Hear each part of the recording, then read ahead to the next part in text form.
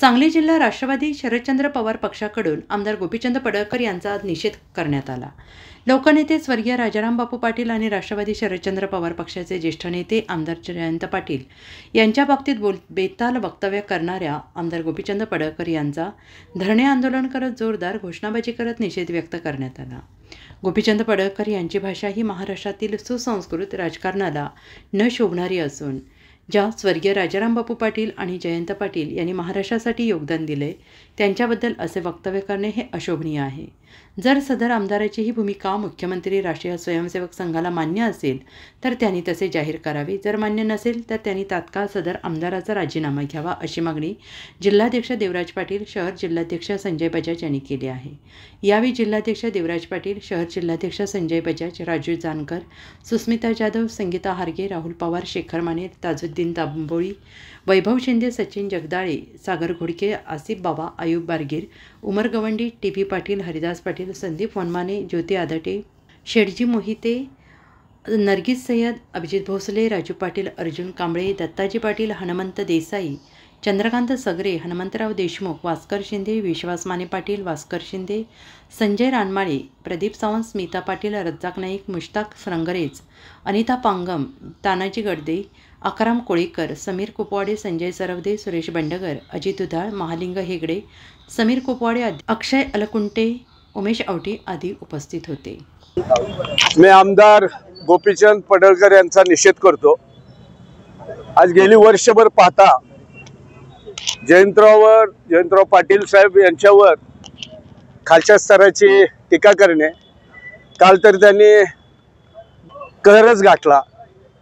आमचे दैवत कैलासवासी राजाराम बापू पाटील यांच्यावर सुद्धा टीका केली आणि जयंतराव सुद्धा खालच्या स्तराची केली। माझं एवढंच म्हणणं आहे की राजकारणात काम करत असताना तिसऱ्या चौथ्या क्रमांकाचा सुद्धा कार्यकर्ता या लेवलची टीका कोणावर करत नाही।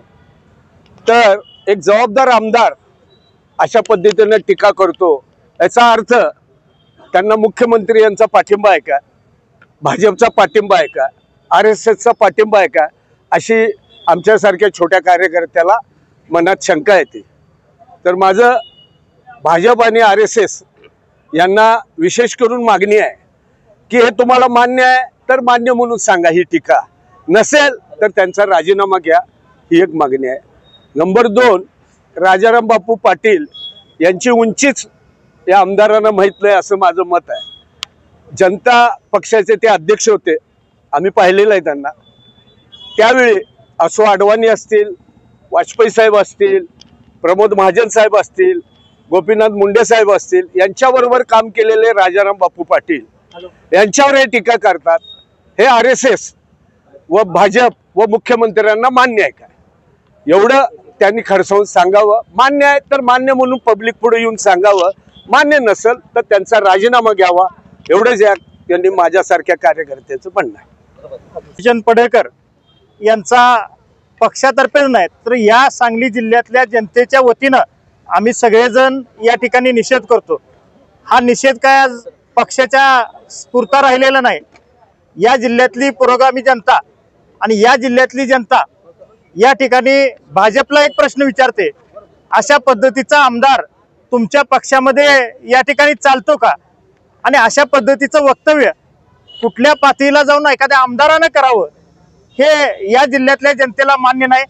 त्यामुळे आमची या राज्याचे मुख्यमंत्री आदरणीय देवेंद्र फडणवीस आणि या जिल्ह्याचे पालकमंत्री आदरणीय चंद्रकांत दादा यांना एक प्रश्न आहे की आपण या आमदाराचा राजीनामा घेणार का, नसला घेणार तर आपण जनतेसमोर येऊन सांगावं की झालेलं हे सगळं प्रकरण आम्हाला मान्य आहे आणि आम्ही त्याच्या पाठीशी, नाहीतर आम्ही त्यांना या ठिकाणी या जिल्ह्यामध्ये आल्यावर एक प्रश्न विचारू की तुम्ही हा जो आमदार दिलाय तो आमदार कशा पद्धतीनं या जिल्ह्यामध्ये काम करतोय आणि या जिल्ह्यामध्ये काम करत असताना त्याची भाषा आपल्याला मान्य आहे।